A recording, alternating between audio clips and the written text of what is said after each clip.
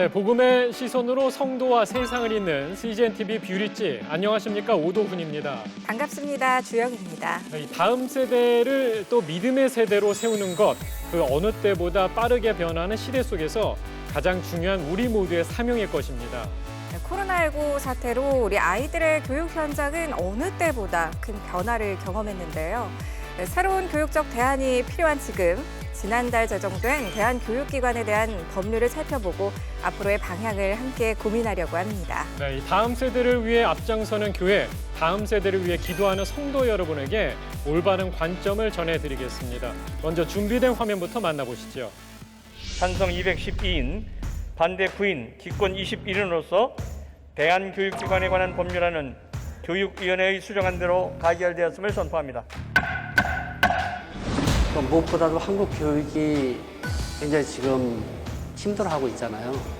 그런 힘든 아이들에게 숨을 좀 쉴 수 있는 그런 숨통을 열어주게 되고,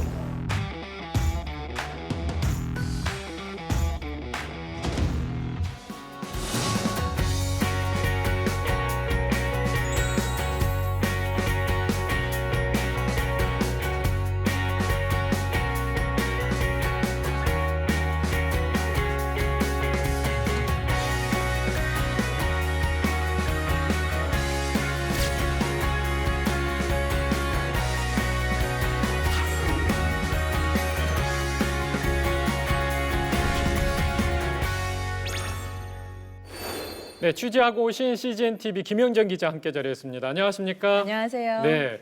자, 이 대한교육기관에 관한 법률, 요것과 관련해서 저희가 조금 구체적으로 좀 얘기를 나눠야 될 것 같은데요. 네. 이 법률이 왜 필요한지 또 그 배경에 대해서 좀 궁금하거든요.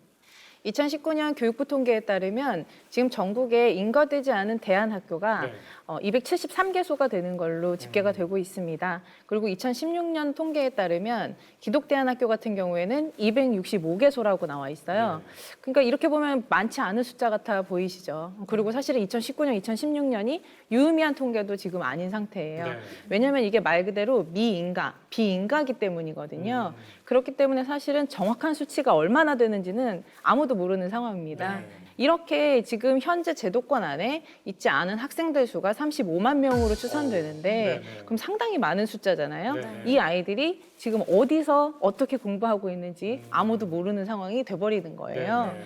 그렇기 때문에 이제 대한교육기관에 관한 법률이 필요했던 거고, 그리고 또 무엇보다도 대한학교의 많은 숫자들이 기숙학교로 운영이 되고 있어요. 아이들이 거기서 잠을 자고 하는데 건물까지도 정체성이 없는 거예요. 네. 그러니까 뭐 안전이나 소방관리법 이런 것에도 적용이 되지 않다 보니까 아이들의 안전도 되게 위협을 받고 있었던 어쩌면 상황이에요. 관리 바깥에 지금 있는 네. 거네요. 네. 그래서 이거는 어떤 식으로든 법안은 만들어져야 되는 그런 상황이었습니다. 예, 예. 네. 네. 그런데 이번에 본회의 통과하는 과정을 두고 대한교육운동의 20년 결실이다 이런 평가들도 있었잖아요.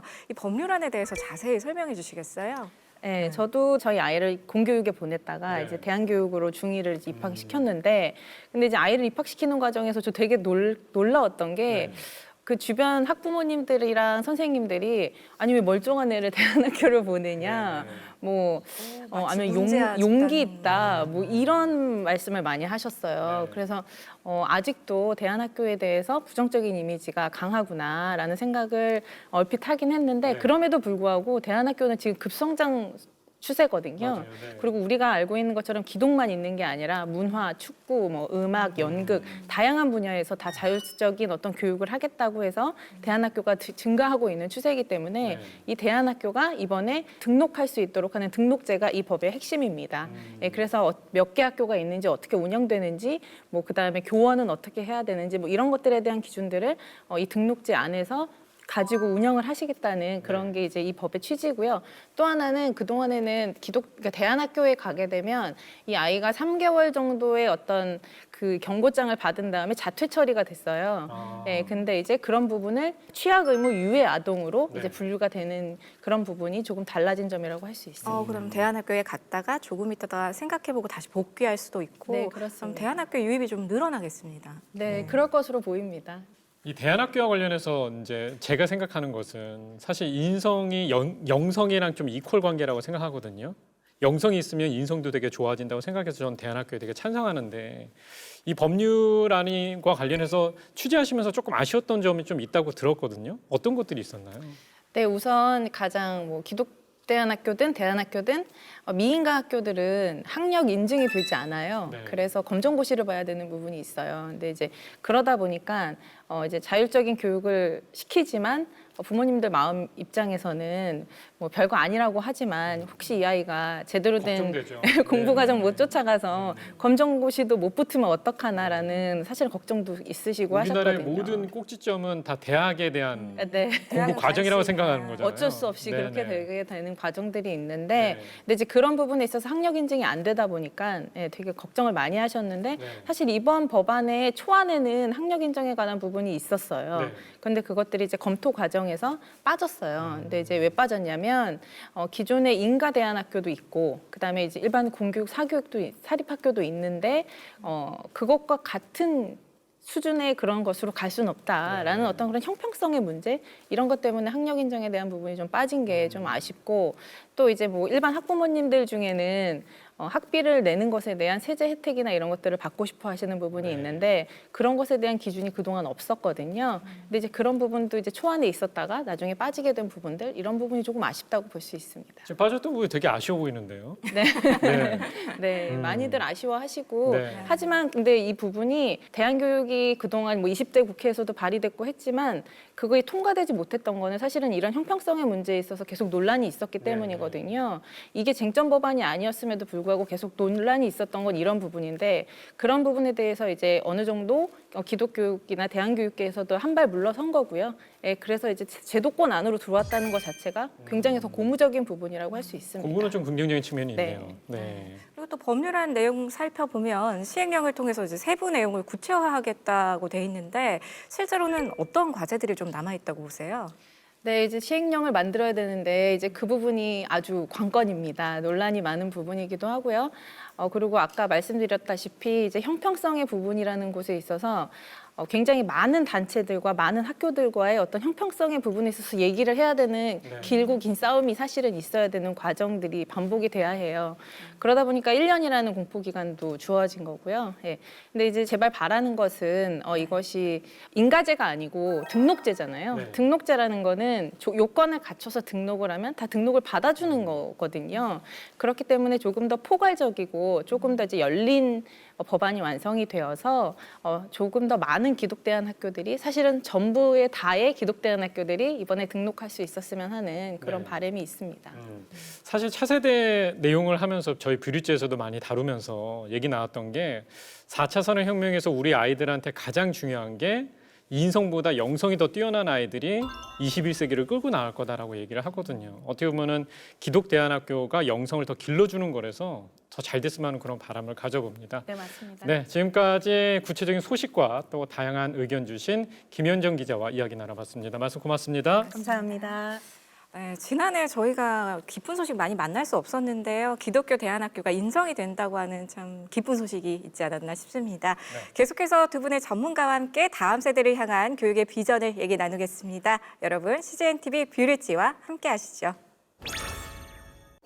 네, 다음 세대를 향해 새로운 교육 환경을 제시할 대한교육법에 대해 더욱 자세히 이야기 나누겠습니다. 미랄 두레학교 대표 교목이신 신기원 목사님과요. 교육대안연구소 부소장이신 이종철 박사님 함께해 주셔서 고맙습니다. 네, 안녕하십니까. 반갑습니다. 네, 앞서 김현정 기자와 이 대안학교 법률에 대해서 구체적인 팩트에 대해서 지금 체크업을 했거든요.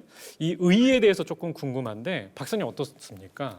일단 그동안에 저희 기독교 대안학교들이 상당 부분 많은 학교들이 미인가로 운영이 되고 있었습니다. 네. 저희 연구소가 5년에 한 번씩 실태 조사를 하고 있는데요. 저희가 확인한 기독교 대안학교가 총 265개였습니다. 네, 네. 265개 중에 230개가 미인가로 운영이 되고 있었거든요. 네. 그러니까 86.7% 거의 상당수의 숫자가 대부분 미인가로 운영이 되고 네. 있었습니다. 그래서 그 부분에 대해서 이번 법안이 가지고 있는 가장 큰 의의는 이 학교들에게 합법기관으로서의 법적 지위를 부여하겠다라고 하는 것이 가장 큰 의미가 있고요. 네. 그것으로 인해서 학생들과 학부모들이 조금 더 안정적인 마음을 가지고 이 네. 학교를 보낼 수 있는 그런 부분들이 굉장히 중요한 의의라고 볼 수 있습니다. 교육 현장에서 보시면 실제로 대안교육의 법제화 필요성 많이 느끼실 것 같거든요. 신기현 목사님 어떻게 생각하세요? 네, 실제적으로 공교육을 받지 못하는 청소년, 학령기에 있는 청소년들이 35만입니다. 네. 1년에 5만씩 학교를 떠나고 있는데요. 쉽게 얘기하자면 하루에 3반씩 없어지는 겁니다. 충격적이죠. 네. 이런 현실 속에서 학교를 다니지 못하는 아이들의 이름이 학교 밖 아이들로 이렇게 불려지고 있거든요. 학교를 아이들은 다니고 있음에도 불구하고 나는 기독교적 가치관을 잘 교육받고 있는데 네. 학교 안에 있는데 학교 밖 아이들이라는 호칭을 받고 있고 또 학교는 미인가 비인가라는 이름을 받고 있지만 실제적으로는 무허가 무인가 단체처럼 여겨지고 있는 거죠. 네. 학부모님들도 분명히 교육 선택권을 가지고 내가 교육을 선택했는데 따가운 시선을 받습니다. 저 같은 경우에도 아이가 학교 진학을 하게 됐을 때 학교에서 연락이 왔어요. 아이한테 무슨 문제가 있냐고. 그래서 이제 아직까지는 좀 문제 있는 네. 그런 이제 좀 인식이 있거든요. 근데 그런 속에서 사실은 법적인 지위를 보장받는 이번 법안을 사실 통과되길 기다려온 게 사실입니다. 네. 지금 말씀 들어보면 우리가 어렸을 때 배웠던 것 중에 주변인이라는 게 있잖아요. 심리학적으로. 이쪽에도 속하지 않은 것 같고 이쪽에도 속하지 않은 그때 이제 혼란이 오는데 실질적으로 이제 학부모님도 만나고 또 학생들도 이렇게 만나서 부딪혔을 때 그런 그분들의 생각과 반응들은 좀 어떤가요? 교육의 주체인 교사들 네. 그리고 어쩌면 학부모들 또 아이들 다 같이 사실은 현장에서 본인이 선택한 교육을 자유롭게 주체적으로 하고 싶은 마음으로 네. 그 자리에 있는 것인데 인정받지 못한다는 네. 게 너무나 안타까운 그런 현실입니다. 상담 같은 것도 좀 들어오나요? 부모님들 중에 네. 실제적으로 대안학교 법에 관해서 들으시고 네. 대안학교를 보내면은 100만 원 이하의 벌금을 내야 되는 거예요. 오? 네. 벌금을 내야 되는 거예요? 이게 초중등교육법 제68조에 있는 내용인데요. 네. 초중등교육법 제68조에 보면은 그런 취약의 의무, 우리 아이들에게 의무교육 대상 아이들이거든요. 초등학교, 네, 네. 중학교 아이들은 의무교육 대상의 아이들이 취약을 하도록 되어 있어요. 그러니까 우리나라는 의무교육 이꼴 취약 의무로 되어 있거든요. 네, 네. 그것을 지키지 않은 부모들에게 네. 68조는 과태료를 100만 원 이하의 과태료를 내도록 법안이 되어 있습니다. 교육의 의무를 지키지 않았다라는 예. 아이에게 의무교육을 시켜야 되는 취약을 네네. 시켜야 되는 의무가 있는데 네. 그것을 하지 않았다. 않았다고. 예, 그러나 사실은 이 법은 사실 적용된 적은 없습니다. 어. 네. 그러시구나. 그러니까 법 사문화된 법이라고 우리가 보통 이야기하는데요. 네, 법안에는 있지만 잘 적용이 되지 않아 왔던 법이라고. 그럼 이 방송을 보시는 많은 분들이 대안학교를 보내시는 싶은 분들은 100만 원 내는 거 아니야라고 궁금증을 갈 수 있지만 그렇게는 안 된다라는 네. 게 답이라는 거죠. 실제로 이종철 박사님께서 자녀를 대안학교에 보내고 또 계시잖아요. 대안학교의 필요성 누구보다 공감하실 것 같은데요. 어떠신가요? 네, 저는 너무나 공감을 하고요. 필요하다고 생각합니다. 제가 너무 궁금했어요. 네. 어떤 부모들이 보낼까? 인가도 되지 않은 네네. 학교에 아이들을 보낼까? 네. 그래서 제가 이제 박사학위를 하고 난 다음에 첫 번째 연구로 초등 단계부터 미인가 대안학교에 보내는 부모들을 인터뷰해서 왜 보내시는지를 조사했는데요. 크게 두 가지입니다. 크게 두 가지인데 하나는 아이가 좀 행복했으면 좋겠다. 우리나라의 교육이라고 하는 이 시스템이라고 하는 것이 사실은 너무 어린 아이 때부터 너무 많은 교육을 너무 이르게 시키는 입시 위주로 네, 가죠. 네, 조기 네. 교육이라고 해가지고. 네, 예, 네, 예. 맞습니다.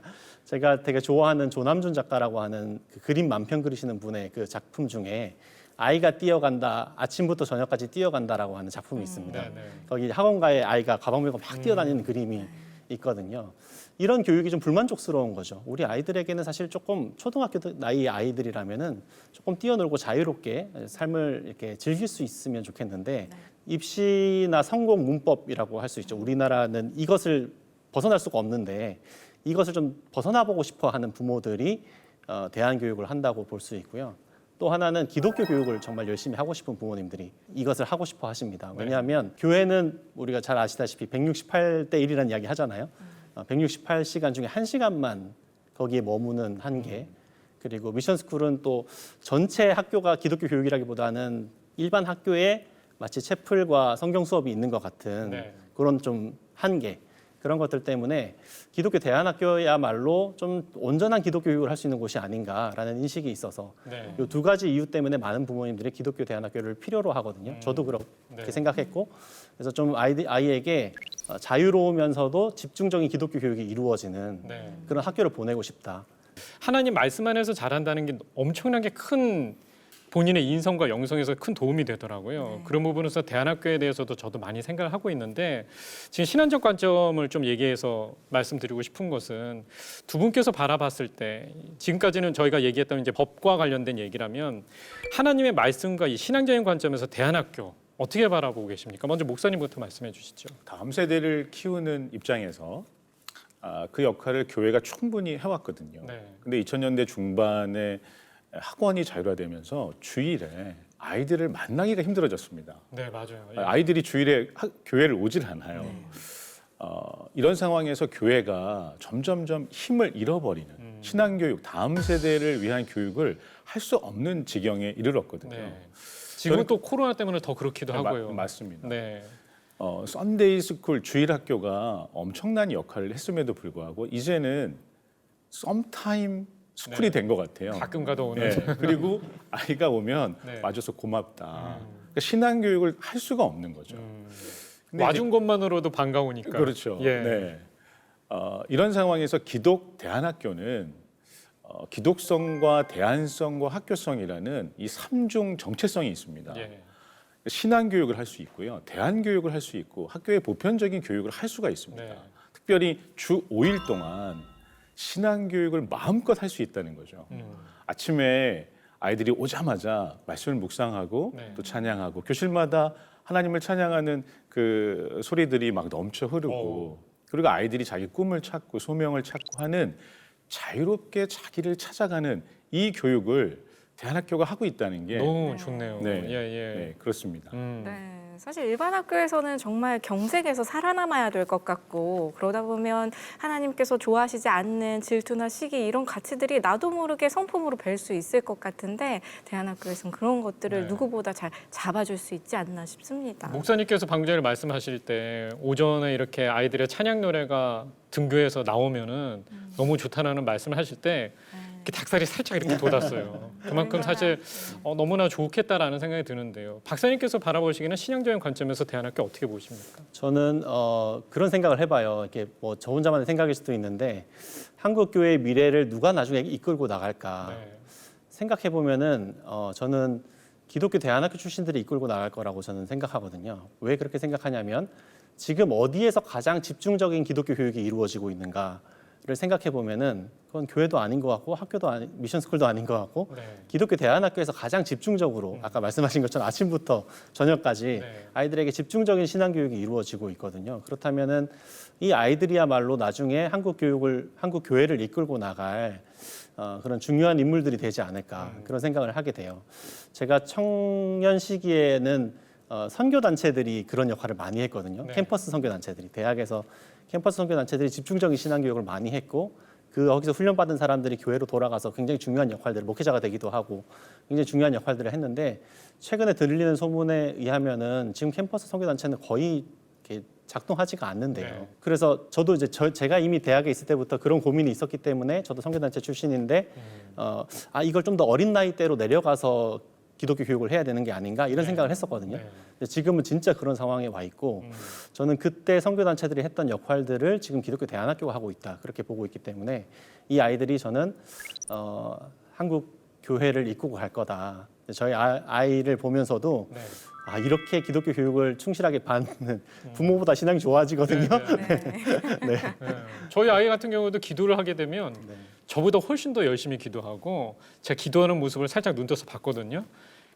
이렇게 뭔가 그 아우라가 생기더라고요.